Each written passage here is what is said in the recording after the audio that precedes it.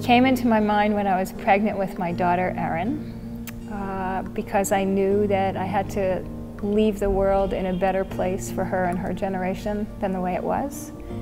And I realized early into her life that the greatest advocates for change in our world were our youth. I don't know any other way of life than a really conscious, thoughtful mindset, because yes, when my mom was pregnant with me, she read a book that completely changed the trajectory of her life, and therefore that is literally the environment into which I was born. So it's very powerful, it's very exciting. I feel so grateful that she was able to have such an experience that has profoundly shaped who I am, because I see other people and they come to these realizations later in life. And because my mom had this epiphany, if you will, before I was born, that's how I've been raised. I think the best way that we've figured out to encourage people to transition from conventional to conscious living is a program that we do called Project Green Challenge. And basically within that program there are 30 different themes: food, fashion, fair trade, 30 of them. And they're all themes that are relevant to our lives every single day. And each day in October you click onto one of those themes. And within those themes you're asked to do challenges. You're asked to challenge yourself to do something, whether it's to use recycled paper instead of, virgin paper, or to look at the ingredients on the products you use every day, and if they're full of synthetic chemicals, figure out what the alternative is.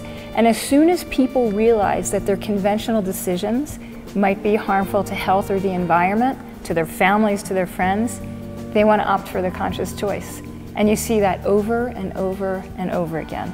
For me, hope and possibility starts and ends there. We have to know that there is another way, that there is a better way, that there is a more just, equitable, sustainable path. And you don't always know where to look for that sort of information. So for us, going into a school like the one we went to in Chia, suddenly you literally see the wheels begin to turn. You see the look in these kids' eyes when they go, oh my gosh, I can do that, I can have that, I can be that. I can make a change in my life because somebody else has made it possible. There are other practices, there are other products, there are other ways of thinking. So for me, for us, for Teens Turning Green, we sort of have this privilege of having that knowledge, and now it's our responsibility to share it. I think that I dream of the best world.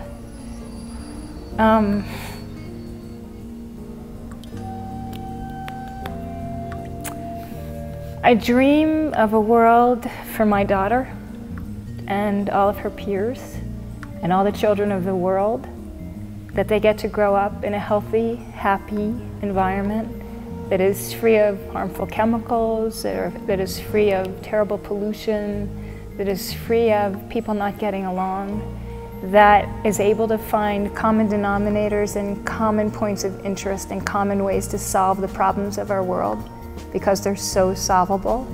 And I think what I see every year when students come together at Green University is that's so possible, and that if we keep working to take away the divides and bring people together, then everything will be right.